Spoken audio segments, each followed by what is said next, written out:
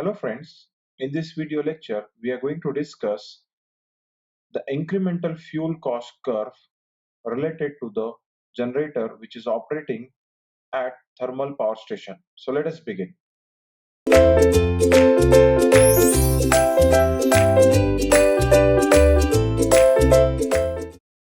So friends, in previous lecture we have discussed the two important characteristics related to the generators which are operating at thermal power station, and those were input output characteristics, and the second one we have discussed it was heat rate curve. So in this lecture we are going to deal with incremental fuel cost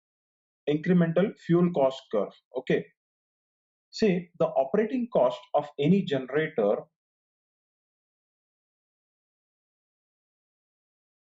it includes these many things: fuel cost, maintenance cost, labor cost. Okay, so these many costs are there while operating, if you are operating the generator in the thermal power station. Now again, the fuel cost, out of these different cost, the fuel cost is assumed to be variable practically. Okay, other costs, they are not assumed to be variable, only the fuel cost is assumed to be variable. That too, this fuel cost is meaningful when we are dealing with thermal and nuclear plant.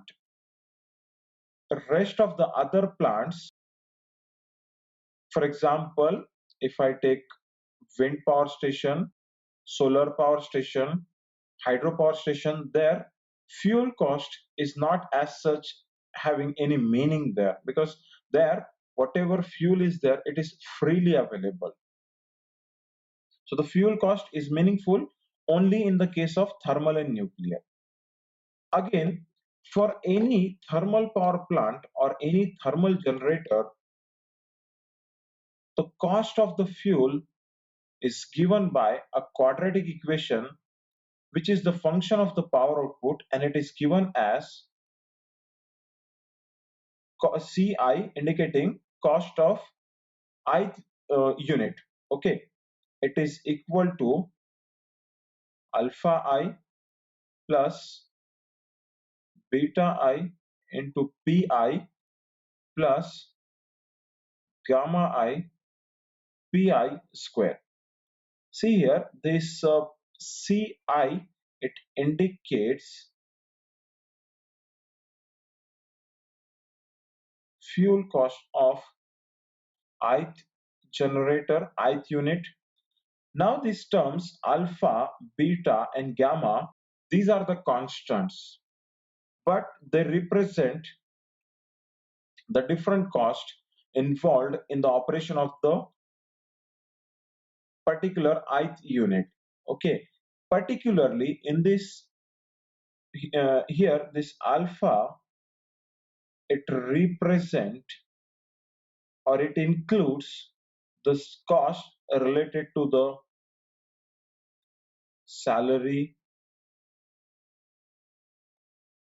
wages, interest and depreciation cost. Such costs are covered under alpha. This beta I, it represent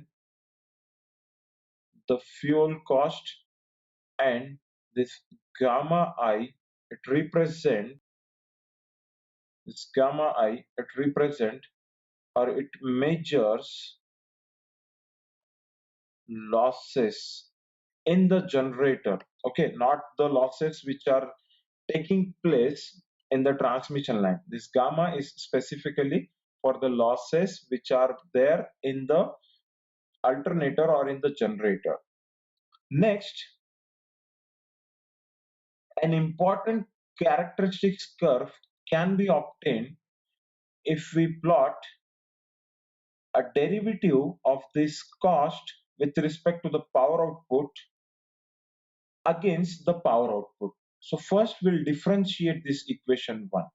Let me give this as equation number 1.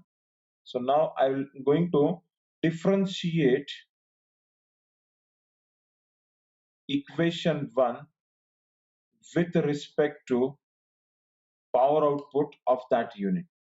Okay, of course that pi is nothing but the power output of ith unit. So let us differentiate here. Let us see what we will get here. Differentiation of this ci with respect to pi. It will be simply, since this alpha, it is a constant number. Okay, beta again it is a constant number, and gamma it is also a constant number. So constant derivative will be 0. So we'll get 0 plus, here we'll get pi is there. So if we differentiate this, we'll get here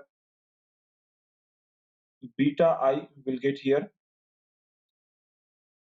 plus p square is there. So we have here, we'll get here 2 gamma I pi. Okay, so this will be equal to, this will be equal to lambda is equal to differentiation of cost with respect to pi. Now I have denoted, or I have included one variable lambda. I'll tell you what is this lambda. It is equal to pi plus 2 gamma I pi. See, this gamma is actually, it is symbolically it is used to represent the incremental fuel cost, and this is nothing but the incremental fuel cost. Why it is called incremental fuel cost? You please pay attention here. See, what is the meaning? What we can understand from this is that how much it will cost to produce the next increment of the power.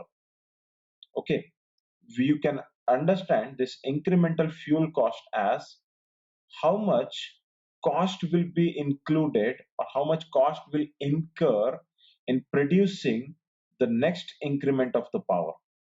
See, this D actually we represent, or we use it to denote a small change. Okay, so for small increase in the output of the generator, what will be the small increase in the operating cost of that generator? So that relationship is called as incremental fuel cost, and it is denoted by this variable lambda I. Okay, again as I said, we are going to plot the graph of this incremental fuel cost versus this incremental fuel cost versus power out. If you plot the graph, you will get this graph. You will get this graph. Okay, you see here, it is a graph of IFC, that is incremental fuel cost versus power output of ith unit. Actually, this graph is represented by this, the actual graph, it is represented by this dashed line, but you can see that the actual incremental cost, it is represented by this dashed line. It is linear over a considerable range of power output.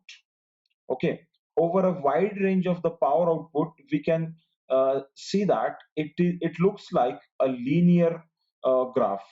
Okay, but it is not completely linear. Okay, so this is the actual incremental cost curve, which is nothing but the curve of the incremental fuel cost versus power output. But to carry out the analytical work, uh, this cost, this curve is approximated with a linear line. So that linear approximation is shown here. Okay, it is just included to make the analytical work simpler. Okay, so this is how we are going to deal with. Again, an important point we must give here, it is the unit of this incremental fuel cost, unit of this IFC. It will be, you see here, the IFC, it is nothing but differentiation of cost with respect to power output. Okay, so from this we can try to derive the unit.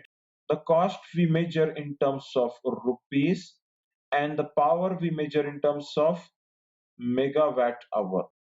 Okay, so from this I can say that the unit for incremental fuel cost, it would be rupees per megawatt hour.